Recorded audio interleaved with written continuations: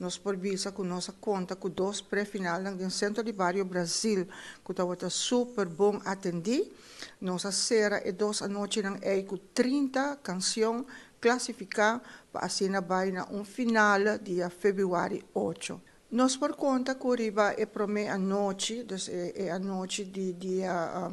5, nós estamos tendo banda Oreo, que a encontrar com o problema ng técnico, onde que é banda e tanto outro sound engineer nang di sumes e dias nang que estava presente de outra banda nang turhende abin junto para assim a purba resolver o problema, pero lamentavelmente depois de praticamente quase mais de 50 minutos, sa que não por acordo resolver, que estava hibando a banda em momento de delay de programa, como nós estamos tamarana horário que a atividade mês determina, e orinanang decidir que também para a banda Bahabou, anto lagi outra banda seguinte subi para o festival para continuar.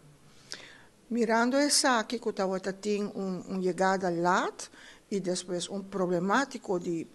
técnico de Cláudia seu aparato, a causa é momento inanang que o jurado na final de a noite nang mestra toma decisão qual abira é hora final de a noite que nang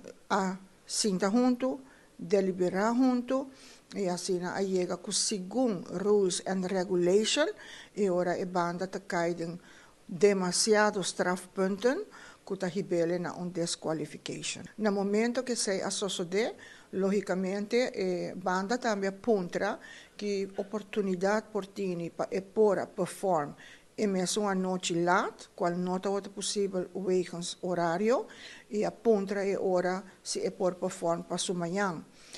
Decisão de sua desqualificação, hora que ela cai, não se toca mesmo, e não vai tocar com pontuação. E hora 13 com ele,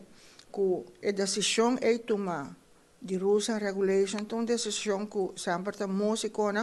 band leaders que estão juntos, toma decisão de que é contenido de rules and regulation. Jurado te traga a pie de la letra, mirando que lo qual na mesa juzga. Dus em momento na decisão de desqualification, é a única maneira que ora músico abing dilante e band leaders que avisa nos tini duna e banda oportunidade. Dus é hora na papia de duna e banda oportunidade para assina e por queda de competência. E arriba dia de essa noite. No momento logicamente, nós mestra pedi tur band leaders para nang duna ng consejo, riba e ponto aqui com a word para vários de band leaders, dos músicos, e agora a poner habia completamente para cada para tomar uma decisão. E agora no momento estava tendo uma decisão satisfatória. Nós estamos tendo já 70+%, com a visa nós temos de dar e banda uma oportunidade